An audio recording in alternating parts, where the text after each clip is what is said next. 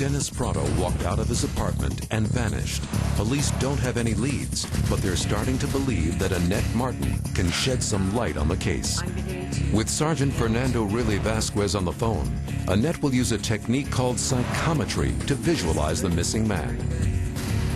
I pick up conversations as to what's going on and what's happening. I'm in a movie when I'm actually sitting and doing a case. It's like I am in a movie. Really Vasquez prompts Annette with a little more information about Dennis Prado. Based on what I know up until this point, Mr. Prado, he's kind of a quiet guy, keeps to himself.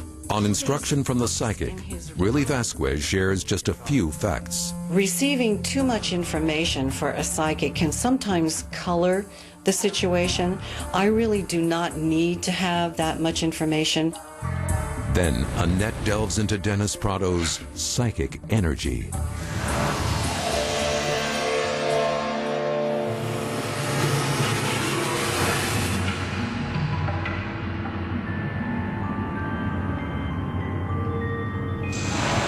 I see Mr. Prado walking a lot. He really likes to walk a great deal. Yeah, that's right. The apartment manager said that he did like to go for walks.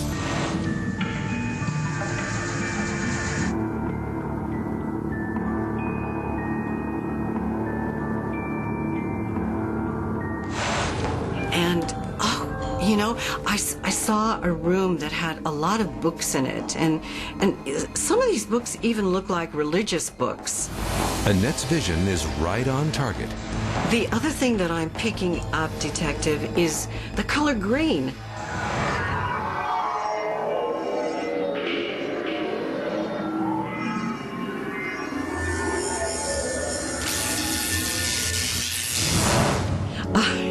It's really unusual to see green everywhere, and he looks like he's covered in green. Sergeant Really Vasquez is stunned. As I'm talking to Annette Martin and she's coming up with all these little details, I'm actually really surprised because, you know, a lot of this stuff, I didn't say anything to her about it, but at the same time, she's hitting on all these details. It's as though Annette has been inside Prado's apartment. But Annette still can't pinpoint the missing man's location. She asks the detective to meet her in person and bring a photo.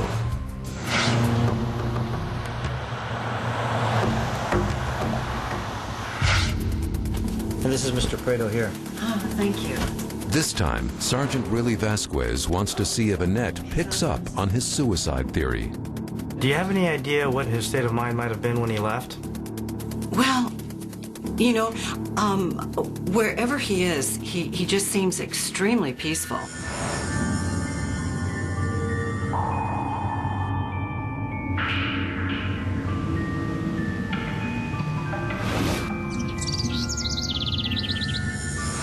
I'm not getting any depression or anything like that. He just... But Annette's peaceful vision is suddenly ripped apart.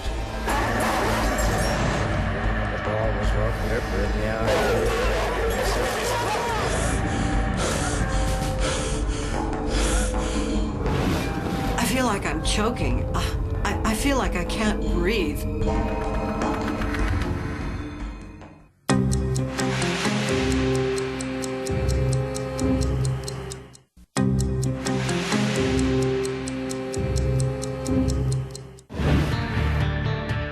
Police have called on psychic Annette Martin to help them find ex-military man Dennis Prado.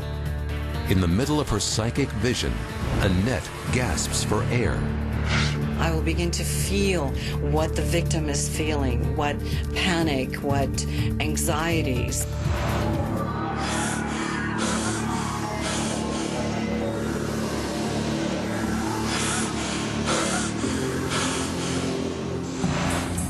I feel like he can't breathe, and I feel like he just can't get enough air. Annette senses that Prado is in trouble. Finding him is more critical than ever. You know, I just don't see him very far away from home. I don't see him taking an airplane. I don't see him driving anywhere. I just really feel that he's very close to home. Really Vasquez is doubtful. Search and rescue teams have already combed the area around Prado's home. Another day has gone by with no sign of the missing man.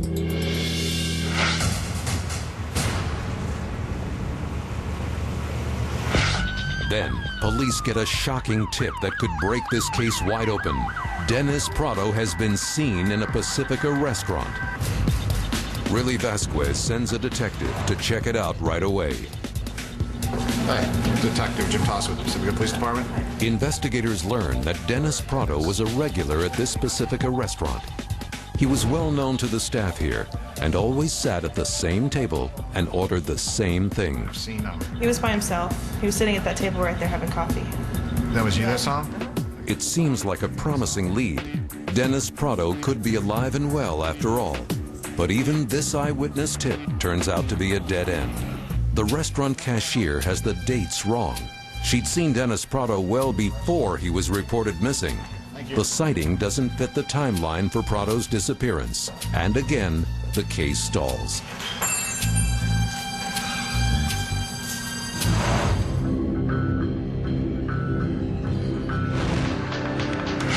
It's about 10. Running out of time and leads, Sergeant Riley Vasquez has one last request for Annette Martin. He wants her to meet him at Dennis Prado's apartment complex. The reason I wanted you to come down here is just to see if there's anything you could do, give us any idea what might have happened to him. She's already said Prado hasn't gone far from home. Maybe Annette can pick up something, anything that will send the detective in the right direction. Yes, you know, Detective, I don't feel like he's very far away.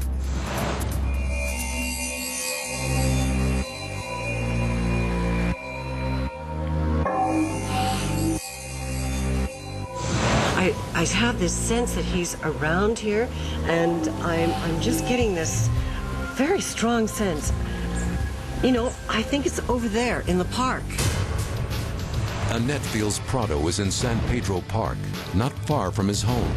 But the park is huge. How could anyone find one man in 2,000 acres of rugged landscape?